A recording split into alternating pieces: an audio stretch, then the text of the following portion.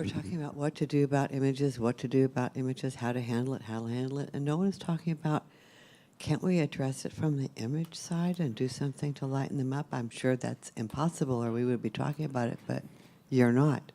People, I mean, that's a whole, yes. People are trying to come up with, I mean, I interpret your question to mean like different encoding methods for images. So, if we take the image size as a given, you can't do anything with it. yeah. Yeah. Yeah. So like what you can do about that is come up with encoding mechanisms that work better than current solutions. So images, I didn't use this statistic in the talk, but images account for about 65% of the weight of the web. Like more than half of all of the bytes of the whole internet are image bytes. So people are attacking this problem from every angle. I talked in the talk about responsive images solutions, which are about sort of layering things on top that allow you to load different images at different times. But people are, of course, working on better ways to compress images. Google, our kind hosts, are working on they're working on better JPEG encoder right now called Gootsly. They're working on a whole new image format called WebP. Other people are working on other sorts of image formats. Mozilla has a JPEG encoder that they're throwing their weight behind that is about 20% better than the encoders that are currently in wide use. So yeah, people are working on the image side of it. People are working on the responsive side of it. People are working. This is a big problem, and people are trying to solve it. But in the meantime, we have to do something. In the meantime, the web is too slow. But. Question over there? Again, about performance. So in your experience, when you need to create a website for like small device with Retina display and huge monitors, so whether you like put really like 5,000 pixels width image, like double density, for example, for 5K monitors, or you just put, for example, like full HD image and that's it. And for mobile device, for example, you have a small device, but it's Retina, but you know that mobile network is not that fast. Whether you prefer to put like low density image or like full high density 2x image. Yeah, I mean, so I think what you're kind of talking about is, I spent 40 minutes talking to you about sizes. I could probably also spend more time than I'm comfortable to admit talking to you about source set and the problems of actually picking what sizes you actually need to put in there. And there's a couple of interesting ideas there. I mean, first and foremost, if you have an existing project, you should be looking at your stats to help you figure that out, and not just guessing about what sizes of monitors or what densities of phones people actually have, but actually back that up with data. And then that sort of helps you set the extremes. And then when you start to think about where to put the images within those extremes, I think the smartest thinking on that comes from Jason Grigsby, who has this idea of responsive image breakpoints is what he calls it. But it's the idea that those shouldn't be, in the talk, I use the example of, let's say you have a source set that has new images every 400 pixels. That's actually a little bit unoptimal. The smarter way to do it is like, let's say you have a different image for every 20 kilobytes. Do it based on file size instead. And that lets you sort of have more sources when you need them and not have them when you don't. Because if you have a really simple PNG image, it might be 5 kilobytes when it's this big and 1 kilobyte when it's this big. And you should really just be sending the 5 kilobyte one to everybody, because nobody, in the scheme of the web right now, nobody cares about 4 kilobytes. That's an order of magnitude less than we should really be caring about. So, yeah. Hi, I liked your presentation very much, but the moment you started talking about sizes and M's, it got really depressing. Yeah. Good. I tend to avoid M's and use REMs instead. Is there any hope for people like me? Or there's no hope at all? So I mean, what I tried to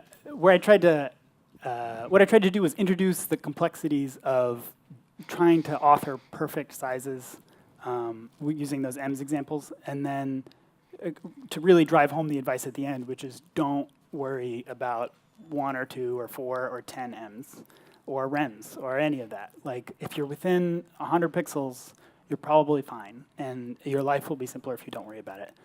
As far as do rems perform any differently than ems in this situation, they do in that there's less context. You won't have the problem where, if the sidebar has a different font size than the main content, there's a problem. But you do still have the problem of like, if your root element doesn't have a font size that's the same as the browser's default font size, there will be some amount of disjoint there, but don't care about it. It's not worth your time. Yeah. What's your preferred unit to use? I use M sizing all over the place. I use fluid type sizing whenever I can. I mean, I think as far as like thinking just from a design angle, thinking about readability and trying to have CSS that does a little with a lot, like M's and fluid type sizing are really great. Hey, great talk from you both. Thanks for doing this. My question is for Sarah. As I begin my own SVG animation journey, from your own experience, are there any common pain points that you see people getting into it, where they get stuck or kind of, I don't know, where they stop getting any progress along their journey? Yeah, I mean, I guess the biggest one is something that I kind of talked about in the talk is if you're working with CSS and just the spec in general, transform origin is always like a bit of a problem. With GreenSock, that's less of a problem, but I mean, I think at the fundamental level, we kind of hope that we can get a native solution to that, right? That's probably the biggest one. There are some cute bugs. Like Safari, if you apply a transform and opacity at the same time, will make an element in the SVG DOM disappear. Okay. That's cute. So I would say for little bugs like that, if you're not using GreenSock, then applying a group is a really helpful thing because you can kind of apply two things separately. But when you're working with SVGs in general, keeping in mind that the stuff that you know about HTML, it does apply to SVG in that document. I mean, a lot of times the pain points that I see my new students coming to workshops have is, first of all, like regarding them only as an image and not as a document, and not understanding you can put a class on something and move it around, or that like specificity like is a thing. So if you have like a fill on a path inside a group, and then to the group you apply that fill, it'll apply to everything in the group except for that one that has this, like that's just the same specificity that we're kind of used to. So that's probably like a major gotcha, but like kind of like a happy gotcha because it's kind of easy to overcome too. Cool, thanks. Yeah. Kind of a question to both of you. As far as SVG images are concerned, like what are the pros and cons of using those?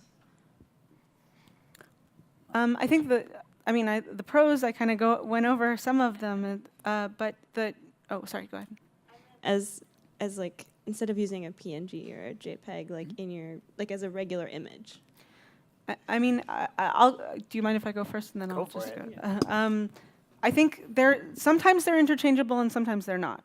An SVG is not a picture of a person. Like if you wanted to like put a picture of me on your website for this event, you can't like just replace that very easily with an SVG unless you're like gonna draw a cartoon version of me or something. That's like a little bit more work. If though you're like making a corporate website and you're like, we need to represent a bank, then you can choose. You can have a picture of a bank or like a vector image. So there are times when you know that you can kind of get a tiny file size and use an SVG and it's really awesome. And then there are times where you have like an about page on a company site. You can't like have a picture of a CEO that you just drew and decided to put up there. So I mean, I would like to say that SVGs are a good answer for everything, but I know that they're not. Like they're not exactly interchangeable. There's times when they are, but they're not exactly. And if you ever can use an SVG, you probably should be using SVG. Like like Sarah said in her talk, they're almost always smaller just because of the way you're compressing text data instead of pixel data. And then like she said, they're more native to the web. I mean, the web is natively flexible. They have a DOM, just like your HTML. You can use JavaScript on them. You can't, well, I guess with Canvas, but you can't really do that with a JPEG. I guess I had seen once that there was like SVG video and SVG like image that you could do. It just Yeah, I think that ends up being as big as a JPEG. Like if you're gonna take like I've seen those too, but like it's basically doing the same thing as a bitmap at that point. It's like taking each square and plotting it, which is what a bitmap does, and then it's the same. So, yeah. Question. Does it make any sense to use SVG for your entire website? Like if it has a DOM and it has styling, why should we use anything but SVG for making websites? My website's all SVG. I'm a nerd and I really like SVGs, but you don't have to do it like me. But it really depends on what you're working with, like, and what you're using it for. So I mean, it is a document, but you still need text, and you still need. I wouldn't put like all of my text inside the SVG either, because for SEO reasons, even like you want H tags in there and things like that. So yeah, I think it would be good for images, but like it's still an image format. I wouldn't just put everything in my website inside of an SVG. This is for Sarah. My team recently have been working on a dashboard feature, so we're trying to choose a way to draw charts, and we've been trying to decide between using SVG versus Canvas. So do you have an opinion about those? Oh yeah, definitely. I think Canvas is also super awesome. I could easily give another talk on Canvas, and there's also really good performance reasons to use with Canvas. I think the threshold for when I use one or the other is how many things I'm moving around. SVG is really, really good for drawing. Canvas is not Retina ready out of the box. It doesn't mean that you can't make it Retina ready. There's just a little bit more stuff you have to do to it. So I'll reach for SVG if I'm doing a simple chart like the one that you saw earlier, and up to like a few hundred DOM nodes. But once I start to do more complex things, either with 3D or like moving around a ton, like thousands of DOM nodes or something, then I definitely switch to Canvas, because that's when you start to see SVG like the performance tank. And Canvas is basically like dance, pixels dance. Like you're basically like moving into another world where like all of that pixel data isn't registered as individual DOM nodes. You have one single DOM node. So it's very performance happy in that way. It is a different way of thinking about things, though. So like if something was to break down while you're working with it, with SVG, it's pretty easy to debug, because you're going into the DOM, you can see it's like, kill me, but it's still there. Canvas, you're gonna do a lot of console logging. It's gonna have a blank screen when you fail. So that's not a huge deal, but like those are some of the primary differences. The threshold is how many things you're trying to do, or whether or not it's like WebGL 3D world or something. Okay, thank you. Yeah.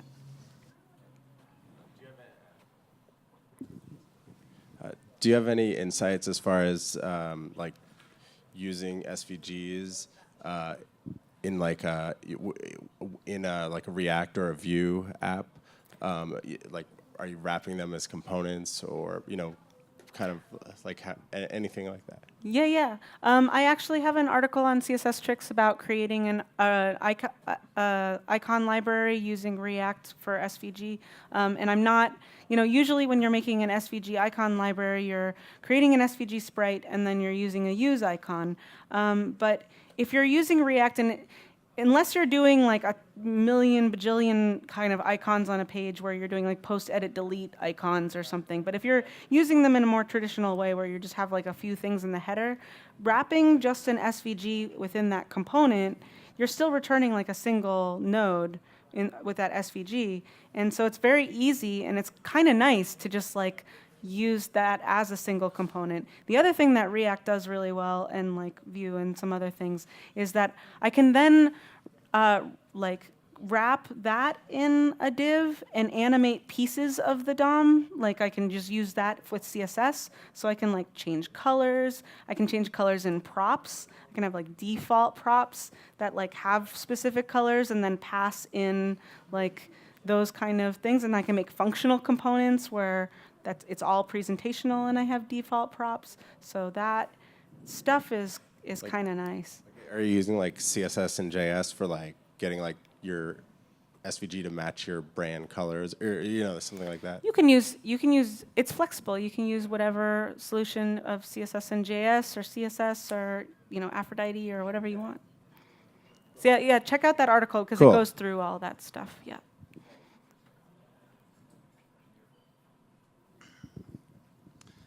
This is SVG question. As far as placement of CSS, just because I know there's a couple different places when exporting it, like inline it in the head of the SVG file, inline of the styles, or just take it out and put it elsewhere. Is there a best practice, or just depending on the case? Yeah, it's pretty case sensitive because if you're going to try to override them, then maybe you want to put it in the CSS. It's a little bit easier to do so because you know where to manipulate it and then you're like more in control. You can have it as presentational attributes and then you can override it as well. But like, I guess it really depends on how you're organizing your code to begin with. I've used all of those.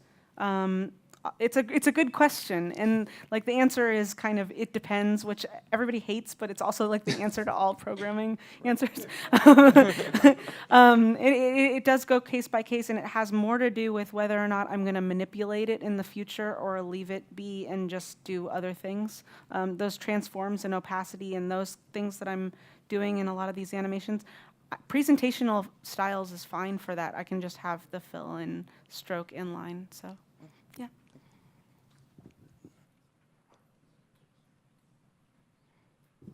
Yeah, thank you. So I do mostly data visualization with SVG, and I'm impressed with what you say about GreenSock, but I use D3. And I use D3 because it has a lot of data transformation things, and a lot of pre-built like layouts for charts and stuff. Does GreenSock have those, or No, as plugins, or? It's actually a good question, and I'm doing like a more involved data visualization right now too. So I guess like what I would recommend is if you can like use them together, right? GreenSock is a powerhouse for animation, but it doesn't do anything really. It's like I said, it's beautifully dumb. It doesn't do anything with those kind of data pieces. So what I'll sometimes do is make a more complicated chart with D3 and then use GreenSock to animate.